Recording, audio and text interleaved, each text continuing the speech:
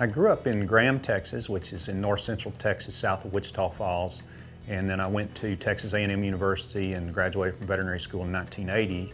I came back to my hometown there in Graham and was in private practice from 1980 until 1991, which involved a practice in Graham and also a practice in Grayford, Texas, which is where our ranch is located in Palapena County.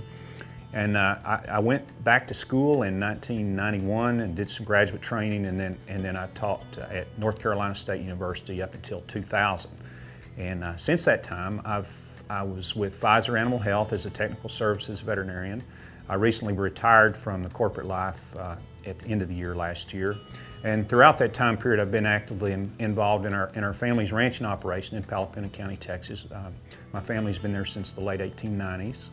And so I'm a fifth generation on the ranch that I currently own. And I have a heifer development operation there. That's primarily what we do. We either raise or purchase weaned heifer calves, develop them on wheat pasture or whatever pasture is available, and then sell them as bred heifers after a synchronization and AI program.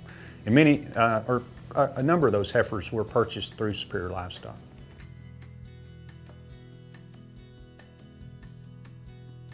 I think with the movement towards the Superior Select replacement sale, I think it was seen that it would be a good fit to have a veterinarian involved in helping develop those protocols, and a veterinarian involved in that whole process. And I've worked closely with Superior over the years with some different projects, and I felt like, at least for me, it was a very good fit, and I hope it's a good fit for Superior.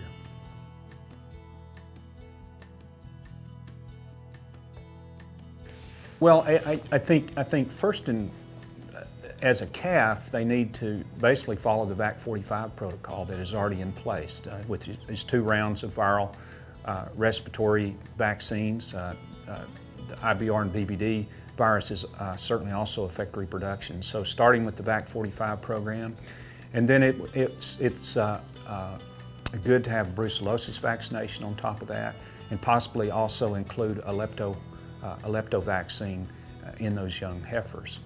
The next phase would be pre-breeding vaccination, and pre-breeding is a very critical time period for vaccinating females that are going to later become cows.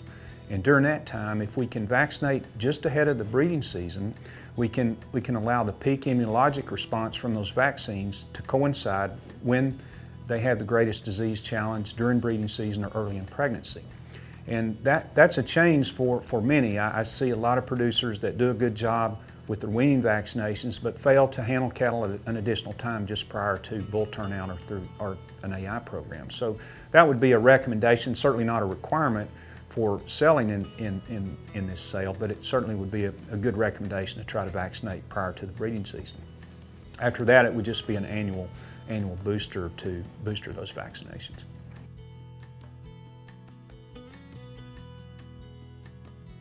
Success is all about predictability and consistency, and knowing what you're getting, and knowing that you're purchasing genetics that are going to fit your unique operation. Every operation is different, and we're always in search of a cow that meets our environment.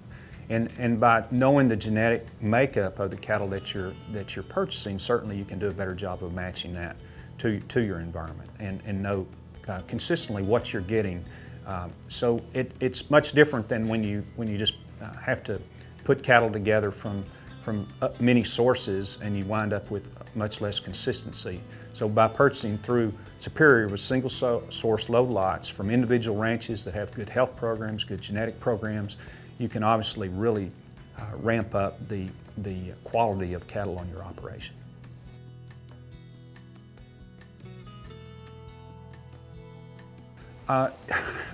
Certainly I will. There are a lot of opinions, certainly different opinions on what needs to be used, and my opinion will be based on the science that I know and my experience, and in many cases it may be a broad recommendation, in other cases it might be a more specific recommendation.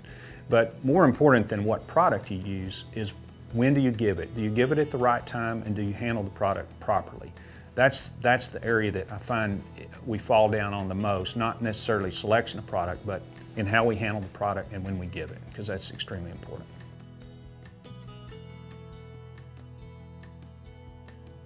as a cattleman myself, I've made a lot of mistakes, and I always, one of the things I did when I was in practice is I always tried new products on my own cattle before I would recommend them to a customer.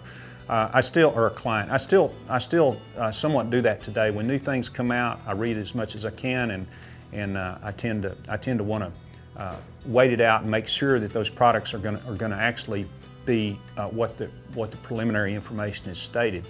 But there are a lot of new products coming out, and that's the reason why we constantly need to be updating our health protocols to meet the new products that come out. I think it would be really not advantageous to any operation to get a health protocol and just stick with it from now on, because you need to take advantage of new products as they become available. And anytime you change one area of your health program, it may have a domino effect on other areas and necessitate just looking at your overall program.